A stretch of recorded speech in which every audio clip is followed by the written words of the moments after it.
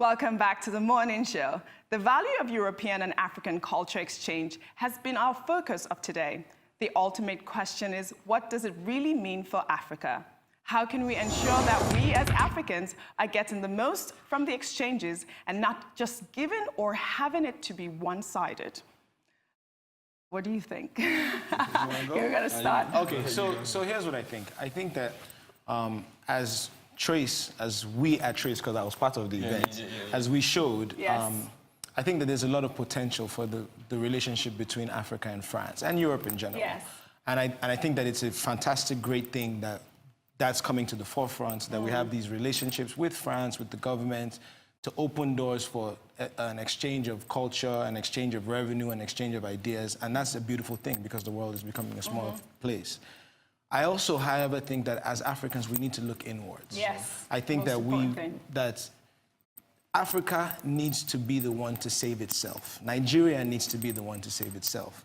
So we shouldn't always just be looking. I'm not saying there's anything wrong with that, but I think that we should, as a country and as a continent, we should be looking inwards. Say, listen, in Nigeria, we have 200 million people. We have to do this for ourselves. No country or government outside is going to come in and fix us.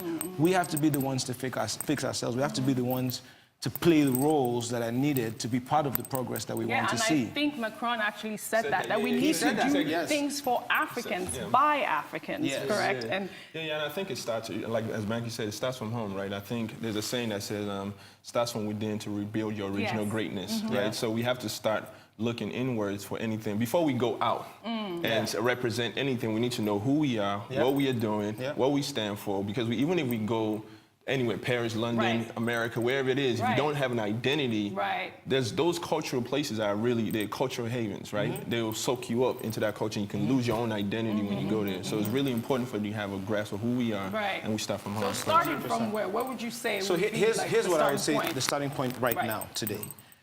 INEC has just announced that the new dates for you, if you haven't registered for a voter's card ever before, if you've never registered for one, your last opportunity to register for one before the next election is August 17th, right? So that's the new deadline. So you have less than a month. Less than a month, if you've never gotten your voter's card to get it. And I talk to young people all the time.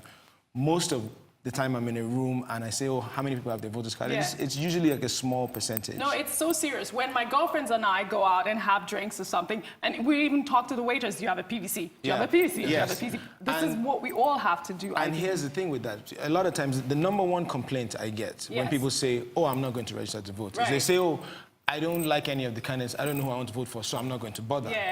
And I say that basically means that you are willing to give your voice away because you don't yet know what you want to say. You know, don't give it away because you don't know what you say. At least be part of the number so that if you decide later at some point that you want to be, just get it first. Get it first, and then let's all sit down together and say, okay, this makes sense or that doesn't make sense. But if you don't get it, you're not even part of the conversation, and they have no reason to answer to you. I'll say this last thing. Yes, go ahead. Some of the issues, we were talking earlier about Fela's music and how the issues have been the same since the 70s. They're the same or worse, right? I'll give you an example of an issue that affects young people, SARS, the police force. You know, some like really evil members of the police. Banky, you have no time. I'm going to have you come back on the set. Get your voter's card. Okay, go. Okay, get your voter's card. Go on. No, so just finish this whole conversation. Okay, let me just finish this whole thing real quick. Yes. So, it is I personally feel that it is a disgrace to us as a country that a certain group, I'm not saying the whole police force is bad, but a certain group of them are beating and killing and extorting young people. But why hasn't there been like a massive investigation into these stories? Why? Because there's no political will to say, oh, this is affecting young people.